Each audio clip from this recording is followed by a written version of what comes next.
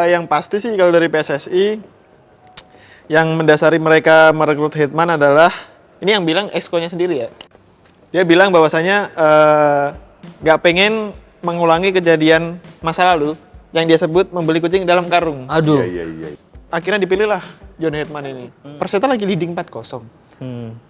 Dan maksud saya tuh ya mungkin ya kondisinya Pasuruan lagi frustasi pemainnya, ya bodo amat, yang penting gak dapat gol, yang penting dapat Tendangan tendangan apa gitu. Maksud saya mindset kayak gitu dihilangin lah gitu loh. Maksudnya 4-0 di menit 72 itu kalau misal lu nyetak gol 2 lagi itu sebenarnya bisa kekejar gitu. Fokus aja nyetak gol, jangan malah fokus nyederai lawan lah, biar apalah, itu kan gak baik jadinya. Halo Sobat Antara, selamat datang di redaksi olahraga.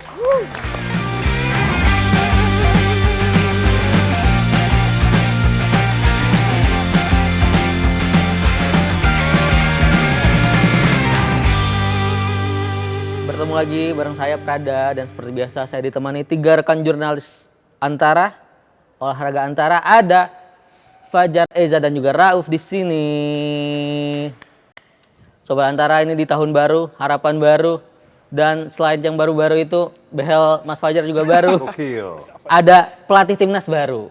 Kita baru aja diumumin seminggu yang lalu kayaknya, atau beberapa hari yang lalu ya, diumumkan bahwa PSSI sudah menunjuk John Herman sebagai pelatih. Mungkin kita mulai dari situ dulu. Ini sebenarnya teman-teman jurnalis ini ngelihat apa sih pertimbangan utama PSSI ini memilih Bapak John Herman ini? Boleh? Mungkin Eza dulu. Timnas banget. Iya. Timnas banget. Bridgingnya bagus itu. Enggak, tapi yang pasti sih kalau dari PSSI yang mendasari mereka merekrut Hitman adalah ini yang bilang Exco-nya sendiri ya.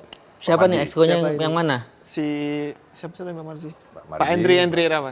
Oh, Pak Endri Irawan dia bilang bahwasanya nggak pengen mengulangi kejadian masa lalu yang dia sebut membeli kucing dalam karung. Aduh. Iya. Mengacu pada siapa tuh ya? Siapa? Iya gitu. Ya itu, jadi yang dari dulu mungkin kita bisa lihat ya di media sosial banyak berseliweran bahwasanya cara memilih, kita sebut aja namanya, kita memilih Kluivert itu nggak seperti memilih Sintayong dulu yang ada Luis Milla dan Sintayong akhirnya mengerucutlah kepada Sintayong. Mereka menyebut bahwasanya sekarang udah ada fit and proper test, ada wawancara, ada interview dilakukan di Eropa, akhirnya mengerucut kedua. Pas Natal. Saya nggak tahu, kayak sebelum Natal deh. Okay. Mungkin waktu Sumpah Pemuda mungkin. Oke, masuk. Nah, habis itu mengerucut dua itu ada Hitman, ada Van Bronckhorst, itu isu-isunya seperti itu. Kemudian akhirnya dipilihlah John Hitman ini. Jadi dua ini dipilih melalui mekanisme, kalau nggak salah ya Coach ya, rapat Exco ya. Akhirnya mereka semua pada setuju sama John Hitman, dan menurut saya juga masuk akal juga, karena meski Van Bronckhorst ini adalah saat ini asisten di Liverpool, nama besar, tapi Hitman ini punya pengalaman melatih di tim nasional. Udah ada timnasnya? Ya, yang Van Bronckhorst belum dapat. Cuman pemain timnas doang? Bukan. Oh, bukan. Itu beda kayaknya. Anda kayak sebutnya beda deh. Abang ini kan selalu ke situ ya. Sorry. Lanjut. Dia udah jadi pelatih, udah membawa juara juga, Feyenoord. Iya, Feyenoord. Oh iya. Mana ya? Saya lupa aja. Karirnya Van Bronckhorst. Tapi dia belum pernah ngelatih timnas. Sementara kita kan butuhnya pelatih yang bisa bawa sebuah tim lolos ke Piala Dunia. Dan ini dilakukan oleh John Hitman yang mengarsiteki Kanada selama kurang lebih 5 tahun. Dan membawa mereka lolos ke Piala Dunia 2022 di Qatar. Dan itu menjadi Piala Dunia pertama Kanada setelah 36 tahun absen. Wih, luar biasa dong dia nih.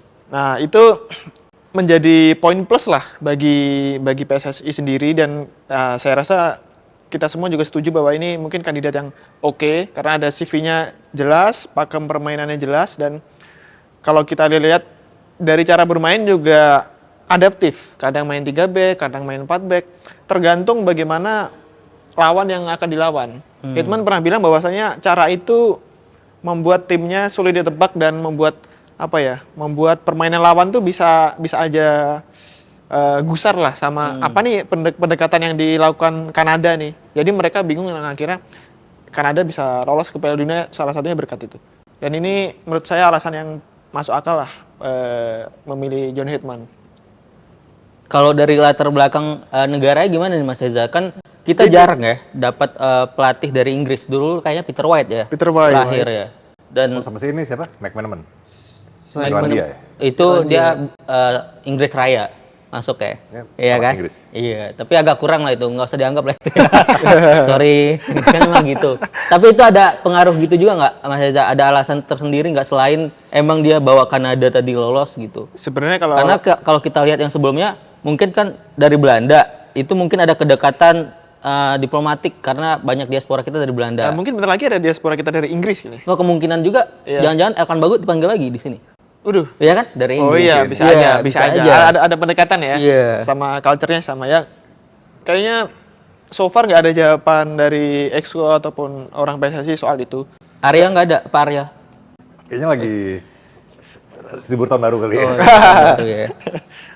Kayaknya sih nggak ada jawaban soal itu. Mereka jawabnya terkait prestasi, terkait latar belakangnya Hetman ini. So far sih nggak pernah nyebut latar belakang mereka dari pelatih Inggris dan Oh, nggak ada. negara ya.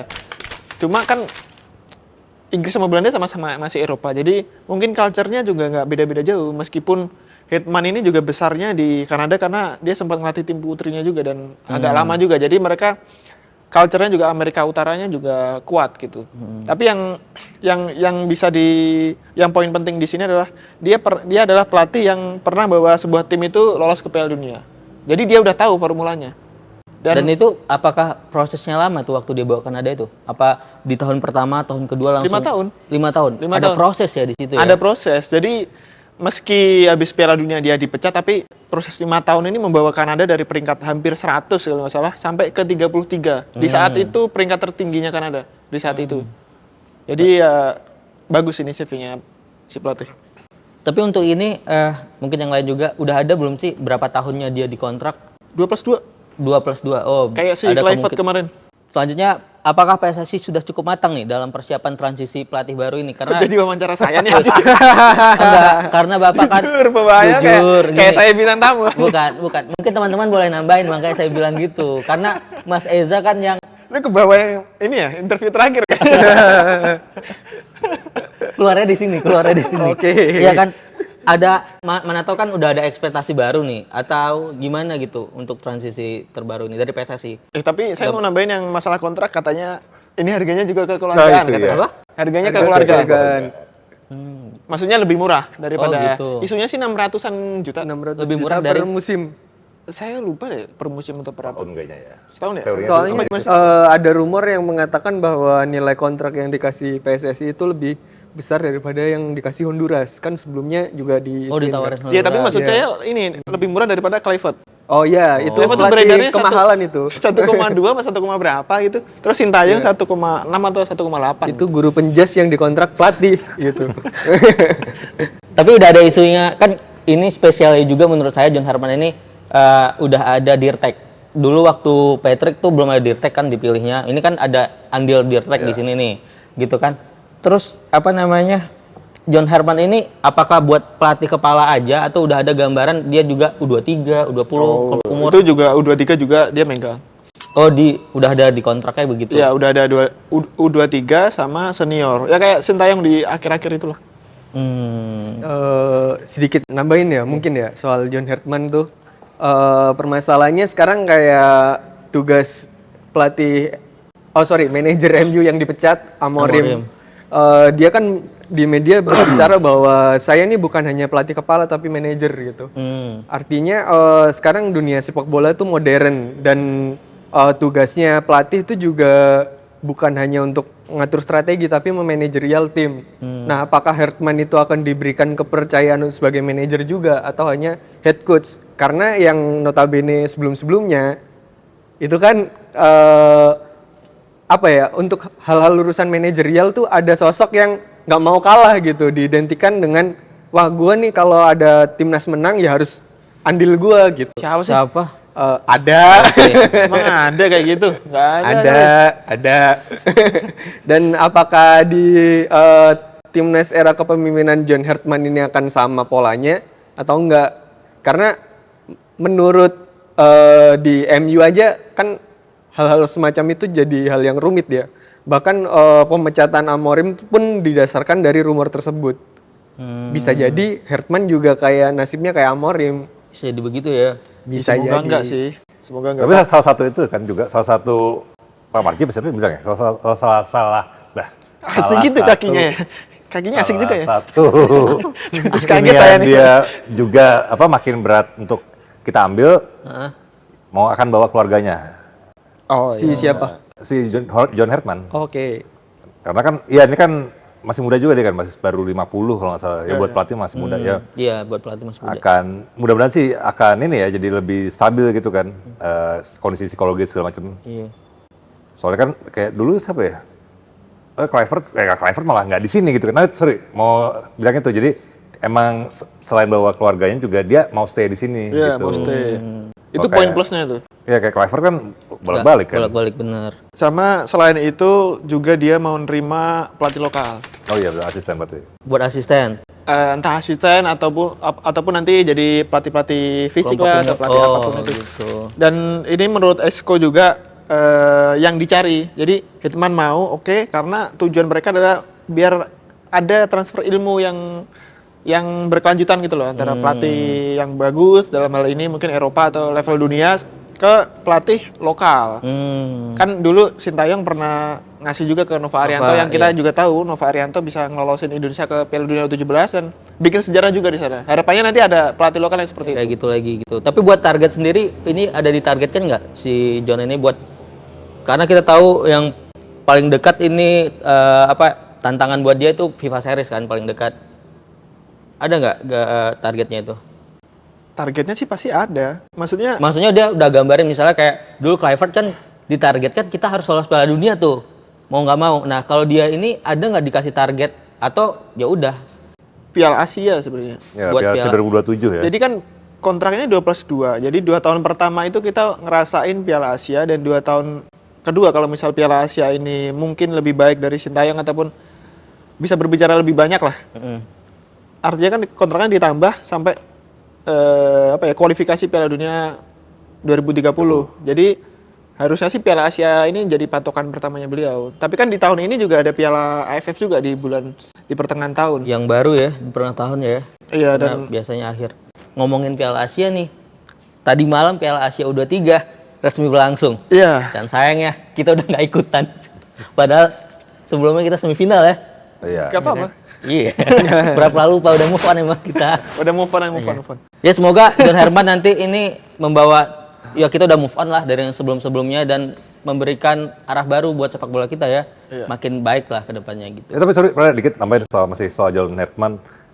Jadi akan agak beda sama Kanada ya, dengan urusan pressure orang, ekspektasi orang gitu. Gimana pun kan, gue belum pernah Kanada sih ya, cuma kan Oke. baca ya gitu. Iya. Cukup Kenapa baik lah bridging-nya literasi gitu? saya. Yuk, bola kan football or soccer gitu, Asik. bukan olahraga nomor 1 gitu Di kan. Kanada, sana. basket di sana. Basket Oh, dan iya. ice hockey. Oke. Jadi mungkin ekspektasi publik ke bolanya Kanada ya nggak segede kita gitu. Tekanannya Begitu kita ya. kan, kita kan apalagi kan dia orang Inggris, jadi kan kalau orang-orang pada nge-DM atau nge-story apa di medsos kan dia bisa baca tuh. Iya, dan IG-nya baru juga tuh. Baru Iya, dia. baru deh. Kayaknya udah ada IG sebelumnya, ini buat jaga-jaga aja. Karena udah ngeliat sebelumnya diserang. Oh, second account ini Iya, ya? mungkin. Iya kan? Bisa. Ya jadi tadi intinya sih, maksud gue tadi pada tantangan pertama kan tadi si FIFA Series bulan apa? Maret. April ya? Maret, iya. FIFA Maret Matchday. itu kan apapun hasilnya orang kan jadi udah mulai, kalau sekarang kan kita masih kayak belum bulan madu sih, kita masih ya kayak harapan baru gitu kan Iya. sama sosok ini. Nanti jikalau baik hasilnya tidak memuaskan atau permainannya tidak memuaskan, karena akan mulai ada tuh kritik-kritik tuh kan, baik Iya. dari publik bola, Benar. pandit-pandit atau Yes. mungkin para tokoh gitu Iya, barangkali tokoh. kan. Nah itu jadinya juga salah satunya harus dihadapin John Hertman tuh dengan tekanan dan ekspektasi publik yang jauh beda sama Kanada. Kanada, iya benar juga. Dan Kurang sih. Dan menurut saya kuncinya emang di bulan Maret nanti sih di FIFA Series, karena sebenarnya apapun hasilnya menang kalah atau seri, tapi kalau John Hitman bisa apa ya? Ngasih permainan bagus. Iya, juga. ngasih permainan bagus, kayak Kelihatan ya polanya. kelihatan ini polanya tuh kelihatan. Itu saya rasa dia bakal dapat cinta pertama lah dari fans Garuda. Iya, Itu kuncinya tuh di situ. Iya, karena kemarin tuh saya ada lihat klip Papa Greg yang dia bilang sekarang nih masyarakat Indonesia udah nggak butuh proses lagi, udah kelamaan. Kita proses mulu gitu. Ini maunya hasil. Nah, ini pelatih emang harus kuat ini kalau nanti tekanannya tuh makin besar. Karena kita tahu juga sekarang masyarakat animonya sudah menurun banget ya. Mungkin kalau ini semakin menurun, wah. Nah, itu. Makanya jersey apa ini banyak diskon ya. Oh, Di FX. itu alasannya itu ya. Barangkali. Ya kita sih harapannya semoga jadi tahun depan nggak ada pelatih baru lah. Amin. Ya semoga ini bagus lah hasilnya. Bagus ya, gitu. cocok. Jangan ganti-ganti lagi. Dan sekarang udahlah timnas-timnasan, kita geser lagi ke Super League. Nah, udah lama nih kita nggak bahas Super League. Ya kan? Teman-teman mungkin ada update Bang Rauf pertandingan yang menarik di pekan ke-16 kemarin, karena kita sudah masuk ke pekan 16 nih ya. Udah separuh Udah hampir ini tengah satu lagi ini ya selesai putaran paruh pertama musim. ya. Paruh musim. Iya. Ya kebetulan karena emang nonton langsung kan si Persija yang jadi mencuri perhatian Persija ya. Sawangan Boys itu kan. Oke. Dengan latihan di bawah sutet dan pakai paralon. Mereka Tapi bisa, menang, yang penting menang. Ya, mereka iya. Oh.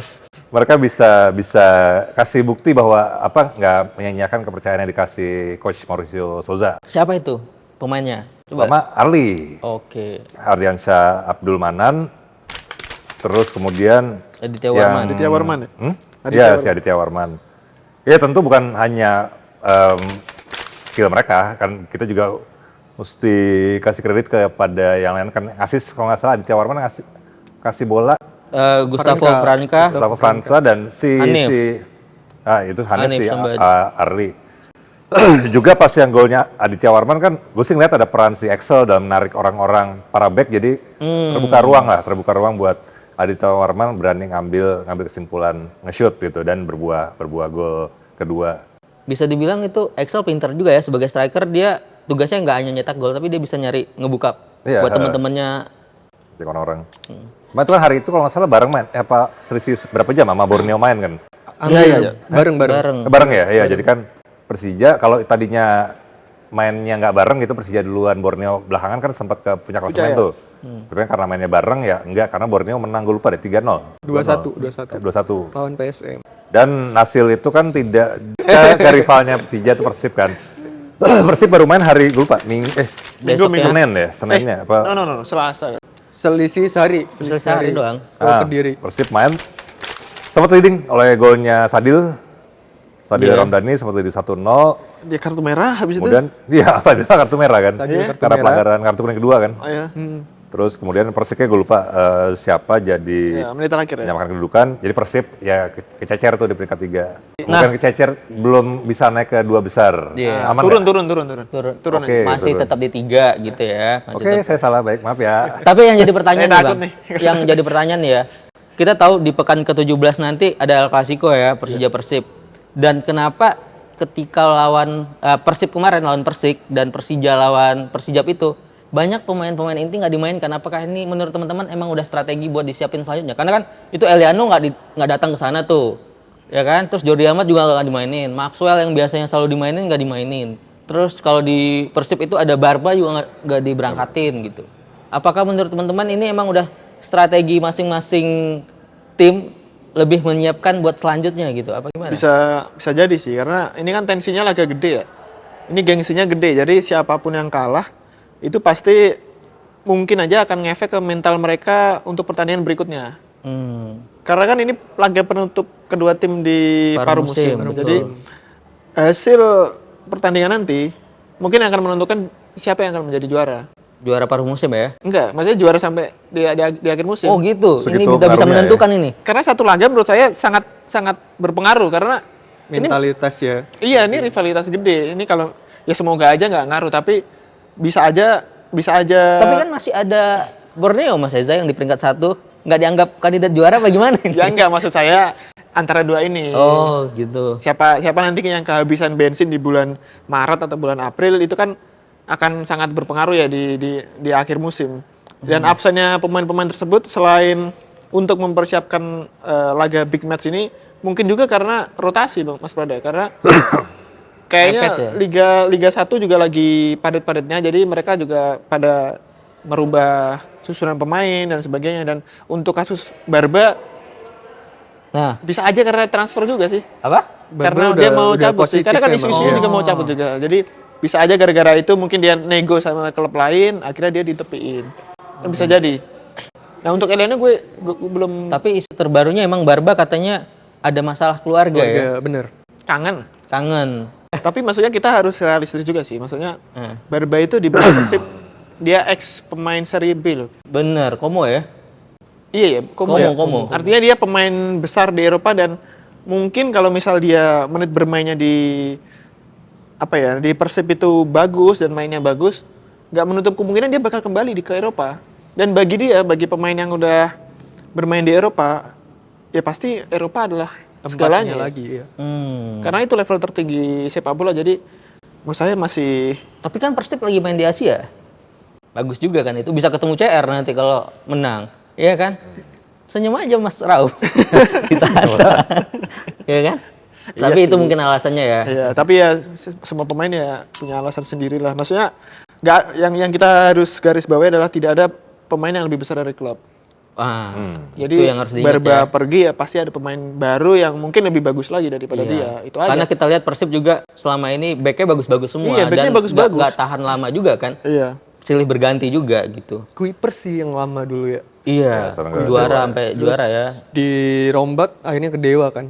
Nah, ngomongin Dewa, ada apa dengan Dewa musim ini, Mas Fajar? Kok apakah sumber dana sudah berkurang karena sedang perang? Sejak saling Ada perang tuh ya, nah, iya, negara tetangga kok itu bisa ya. tiba-tiba padahal udah datangin pemain jago-jago, ada Rafa di sana juga. Rafa kartu merah ya. Iya lagi. Wah, Iya. kacau dia. Itu ngelawan Spaso ya. Nah, Seniornya lagi tuh. Mas Fajar. Lebih ke udah kebaca sih gaya permainan Dewa walaupun ngedatengin pemain-pemain yang notabene kualitas bintang ya. Tapi permainan Jan Ode tuh udah kebaca gitu oleh tim-tim lain.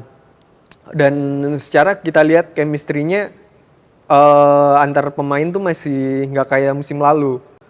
Kelihatan juga peran dari Alex nih sangat Alex Martin. ya, sangat krusial ya. Terlebih di musim lalu dia top skor, tapi sekarang masih belum menunjukkan potensi dan kemampuan dia seperti musim lalu. Karena pertama ya tadi supply dari kreativitas lini tengah dia kurang banget. Karena Dewa sekarang menurutku ya nyawanya di Mesidoro. Ditopang di situ kreativitasnya. Ketika itu hilang, Ricky Kambuaya maupun Jaja tuh masih belum bisa menyuplai Marukawa sama Alex di lini depan. Jadi mungkin Dewa harus melakukan transfer yang lebih bijak sih nanti di paruh musim. Paruh musim ya. Karena udah dibuka juga ya. Bener. Dan kabarnya juga Jaja kan sempet dirumorin mau ke Persija kan. Dan Rumornya. apakah Mauricio Souza akan reuni lagi sama Jaja? Iya, karena dia iya benar. Madura ya dulu. Itu sempet di Madura dan pemain kesayangan dalam tanda kutip gitu. Iya, dia yang bawa ya ke Indonesia Iya, ya. benar. Mario Souza. Iya. Selain itu ini juga sih kemarin juga ya karena kebetulan nonton si Persis Solo. Aduh, Persis Solo ini dia. semakin terpuruk gitu kan ya. Karena kembali menelan, gue lupa nyontek dulu. Oh, 1-3, kalah 1-3 lawan Persita. Sita. Golnya si siapa gue lupa tuh si Brazil lah. Padahal itu Pak Jokowi nonton. Serius? Iya. Iya, nonton. Aduh. Siapa? Ini kan Nggak ngaruh ternyata. Pak Jokowi. Kirain bakal ngaruh itu ada Pak Jokowi Oh, nonton lebih semangat semangat lah ya, gitu kan. iya. Karena ini beruntun berapa pertandingan banyak Persis Pak, Solo. iya. Kayaknya aduh udah nggak tahan di Liga 1 bagaimana ini Nah itu sis. kan Jujur. poin juga baru 7 gitu. Iya. Padahal ada pemain ini loh yang ikut Piala Dunia besok Kurakau. Si Kastener. Oh, guys. Striker ya kan? Ngeri, Iya kan? benar-benar. Iya, Tapi iya. tidak ini juga. Nggak bangkit juga gitu. Waduh, cepat-cepat tukar sama Garuda Yaksa kali ya. Saja mungkin, Mungkin, tapi kan? terlalu cepat kalau kita prediksi sekarang gitu kan. Tapi kayak iya. Terus apa lagi ya? Oh, Persebaya di bawah asuhan Bernardo Alvarez. Bernardo Tavares juga kemarin menang kan ya? 1-0. Tapi itu belum Bernardo dilatih aja loh. masih main. baru latihan kemarin. belum megang tim ya? Yang Itu megang pelatih si Oh, yang Sintayong pelatihnya ya? Korea itu ya? Si Sin Sang-gyu. Asistennya Iya, iya. Sintayong. Yang pelatih Mas. fisik. Yang bisa Inggrisnya bagus tuh. Iya, tapi yang positif banget nih menurut saya di pekan ke-16 ini pemain lokal kita bersinar di sini. Setidaknya saya mencatat itu ada 9 pemain yang cetak gol. Ini kan di tengah isu striker asing yang paling banyak di Liga 1. Ini 9 pemain bisa nyetak gol termasuk Persija 2 tadi. Malut United yang ngebantai PSBS Biak. Oh iya, 6-2 kan? ya. Iya, di situ Yance apa Yakob gitu yang nyetak gol. Ini kan menunjukkan bahwa kalau emang buat kedepannya, kalau emang apa namanya kuotanya dikurangin dan pemain lokal kita dikasih kesempatan, itu bisa kayak gitu tuh. Masih bisa bersaing lah ya. Ya bersaing. Jadinya 4 besar sekarang kan sangat ketat. Tuh. Selain ada Borneo, Persija, Persib, Malut udah mulai ngekor. Termasuk Persita yang baru mendatangkan Ramon Bueno. CLBK ya. sama pelatih mantan Carlos Peña. pelatih kerja. Iya, itu dia. Ada lagi teman-teman yang mau dibahas dari Super League? Tapi kalau yang Super League tahun ini sih yang saya garis bawahi adalah persaingan papan atas seru banget sih. Bener. Dari juara ada Borneo, kemarin Persib leading, sekarang Borneo lagi. Bolak-balik ya. Terus Persija nomor 2, terus sekarang malah Malut ngedeket. Jadi Dekat 4. malah Malut malah bisa masuk persaingan juara. Jadi kayaknya udah lama kita nggak ngerasain Kayak gini. Iya. Yang poinnya nggak jauh-jauh gitu ya. Poinnya nggak jauh-jauh dan saling menyalip, dan kualitas antar tim tuh mungkin bisa dibilang agak merata juga sih karena pemainnya pada bagus-bagus. Iya. Ada ngaruh gara-gara kuota asing itu juga kali ya? Mungkin sih. Mungkin ya. Berarti bagus dong. Kalau saya sih nggak bagus menurut saya.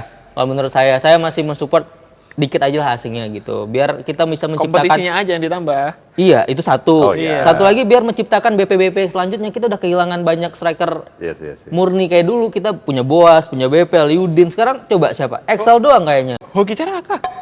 Itu top. Wah, saya akui. Tenang Satu. Salto kemarin. Seperti ini satu nih. Salto kemarin. Iya. Ya, Erwin dan Caraka. Hoki juga mencoba ini kan, masa kembali memulihkan reputasinya kan Ya, ya. di Persita juga. Dia sayap kan ya? Iya, Iya. jadi sayap dia. Oh sorry, cuman ini bukan Super League sih. Yang perlu kita iniin juga sih, soroti kemarin tuh ada kejadian belum lama berapa hari yang di Liga 4. Liga 4 Jatim. Waduh. Iya. Ini kan yang ada lokal pemain- pride banget ini. Kenapa itu, Pak? Lupa deh nama klubnya apa, ntar mungkin bisa di googling beritanya Jaro apa Fajar tuh. Tulungagung kayaknya nih. Pasuruan. Tulungagung Perseta ya? Iya, kayaknya. Perseta jadi korban loh salah. Pasuruan sama Pasuruan. Pasuruan yang Oh, jadi Pasuruan. korban. Kenapa itu, Pak? Pasuruan yang nendang. Iya ditendang Pak pemain. Jadi lagi bukan perebutan bola sih ya. Yang satu lagi udah dudukan ya, udah di bawah kan ya. Belum. Udah Pak. Itu emang bola 50-50, Pak. 50-50. Bukan Pak. Nggak, 50-50 itu. 50-50. kayak itu ya. Siapa si Alonso dulu sama Enggak, Belanda. enggak. Ini lebih intensinya lebih kelihatan Pak. Nah, kalau iya maksud saya sebenarnya bolanya 50-50. Cuma yang satunya pengen bola, satunya enggak gitu. Yang satunya nonton di pengen HP soalnya. jersey. Satunya bukan jersey, Pak, itu, Pak. Oh. Udah beda itu. Udah beda ya. Dan itu katanya kena hukuman, Pak Rauf. Betul. Bagaimana? Oleh Asprof Prof PSSI Jatim. Dia dipecat juga dari Iya, Pasuruan. tidak udah. boleh aktivitas bola termasuk nonton Bagus. bola kali ya. Bagus, tegas kayak gini nih. Itu dendanya mah dikit ya, Bro. Dendanya. Dendanya enggak tahu. Iya, dendanya lumayan nggak gede gitu. Jadi cuman yang apa efek jerahnya sih mudah-mudahan tadi Seumur sih hidup. Iya, seumur hidup tadi. Ya bagus lah kayak gini. Jadi buat contoh pemain selanjutnya harus hati-hati. Kan ini udah tahun 2026 ya. Iya. Sangat jarang kita menemukan pemain-pemain kayak gini lagi. Ini kayak dulu zaman awal 2000 mungkin masih banyak yang begini mainnya gitu. Sekarang kan udah ada VAR. Nah. Tapi Liga 4 belum ada. Tapi itu tuh kondisi kan Perseta lagi leading 4-0. Hmm. Dan maksud saya tuh ya mungkin ya kondisinya Pasuruan lagi frustasi pemainnya, ya bodo amat, yang penting gak dapat gol, yang penting dapat Tendangan bukan lah ya. orang, tendangan apa gitu. Maksud Iya. saya mindset kayak gitu dihilangin lah gitu loh. Iya. Maksudnya 4-0 di menit 72 itu kalau misal lu nyetak gol 2 lagi itu sebenarnya bisa kekejar gitu. Fokus aja nyetak gol, jangan malah fokus nyederai lawan lah, biar apalah, itu kan gak baik jadinya. Nah, Mindset tuh. pemain kita kadang masih banyak kayak Cuma gitu di sih. media cup aja begitu ya. Nah, iya. Yang sportif gitu. Apalagi dia kan masih merintis Masih karir muda, gitu ya. Iya. Terus Masih muda di- nggak? Ya harusnya masih muda, Liga Iya, 4 kan Liga masih 4 ya. junior-junior banget. Terus dipecat kan sayang banget ya. Mm-mm. Ada lagi Pak? Oh dikit paling soal IBL mau Oke. mulai bergelar digulirkan lagi akhir pekan ini. Gue lupa sih, cuman pasti kalau gue akan nonton sih karena dekat rumah Hang Tuah lawan Borneo kalau salah apa Borneo Hornbill. Sisanya udah mulai sih, Dewa segala tuh juga udah mulai main di tanggal 10 Sabtu artinya ya. Oke, Sabtu ini ya. Jadi ya teman-teman para penggemar basket sih udah mulai bisa ini kayaknya pesan tiket online. Iya. Karena fun nonton basket. Karena tuh. lebih seru ya sekarang katanya juga ya. Terakhir yang Pak Jonas datang ke sini kan banyak pembaruan buat Betul. musim ini gitu. Termasuk yang semifinalnya udah ada best of 5 sekarang sampai ke final gitu kan. Ya makanya buat yang belum pernah nonton basket lokal sih, gue sih nyarankan sih menyisikan waktu dan ya biaya tentu sedikit untuk itu karena experience-nya fun sih, fun dibanding misalnya bola gitu ya, misalnya jadi belum berani nih nonton bola, nonton basketnya dulu, lebih Buzzer Girl basket gimana friendly, nih? hah? Buzzer basket atau gimana? buzzer hang tua. Terakhir mungkin Pak, ini terakhir Pak sebelum penutupan. Saya mau prediksi dulu buat teman-teman ini karena pekan depan itu ada big match ya. Kita prediksi aja. Menurut teman-teman ini objektif aja ya, objektif. Karena beberapa karena itu big match Persija Persib itu kan selalu jadi sorotan banyak media. Iya. Orang Hamin 1 aja udah ludes itu tiket. Tumben, jarang-jarang. Bukan apa-apa, tumben kan emang iya Bener, GBLA tumben. jarang sold out, bukan apa-apa nih teman-teman. Tapi gara-gara ini kan Persija lawan Persib jadinya sold out. Mungkin teman-teman prediksinya buat laga ini gimana? Dan harapannya buat laga ini gimana? Karena terakhir kali di GBLA itu makan korban ya. Haringga waktu Persija lawan Persib gitu. Boleh dari Fajar. Prediksi buat match ini gitu. Yang pasti tensinya pertandingan akan tinggi ya. Entah, tapi nggak tahu nanti skornya berapa, tapi kayaknya kalaupun menang tuh selisihnya cuma 1. Tapi di sini tetap Persib ya diuntungkan karena bermain kandang dan posisinya adalah Persib kemarin habis di Persik gagal raih 3 poin. Yang pasti mentalitas pemain pengen menang di laga ini tuh tinggi banget gitu. Walaupun tidak mengecilkan posisi Persija ya, tetapi kan balik lagi ini pertandingan dia main di home ya di Persib. Tekanan dari supporter tuh pasti akan berpengaruh juga pada pemain-pemain.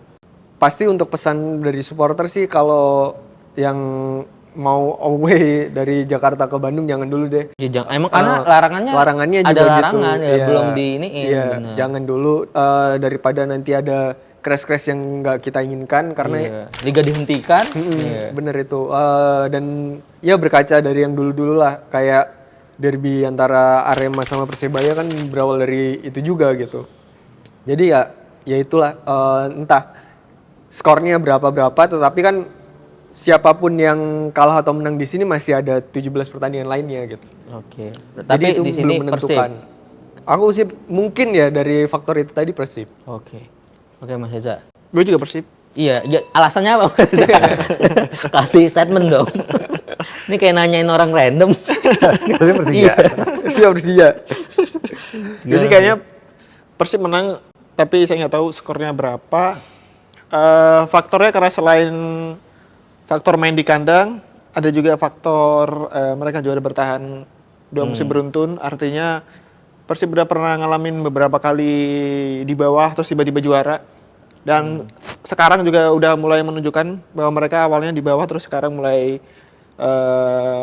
naik dan bersaing untuk juara lagi. Artinya mental mereka udah pulih dan itu udah terbukti. Itu yang kedua. Dan yang ketiga adalah saya tadi iseng-iseng ngecek bahwasanya head to head kedua tim ini dari 8 pertemuan terakhir Persib menang 4 kali, sementara Persija cuma 2 kali.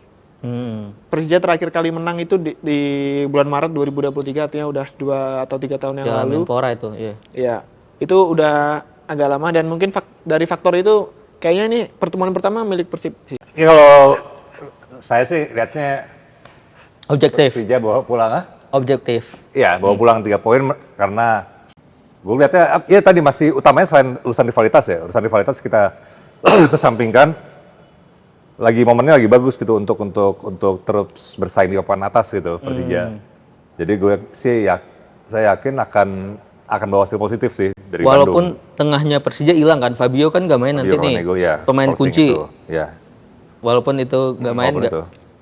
masih bisa mengimbangi dan Bisa menang. mengimbangi. Dan tadi kalau soal harapan, ya pertandingan urusan lain, cuman alhamdulillah emang udah lama ya nggak ada korban jiwa dari Persija. Terakhir mungkin Haringga yang sampai meregang Semoga nggak nyawa. ada lah ya. Ya itu sih yang gue itu karena kan teman-teman Panpel dan dari panitia Persija maupun Persib kan belakangan selalu kampanye yang baik-baik kan. Bener. Kalau kita ingat dulu Andri Tani entah season berapa, mungkin musim lalu pokoknya kan yang dia cerita pokoknya di story atau di postingan bahwa ya kami diperlakukan dengan baik di Bandung gitu.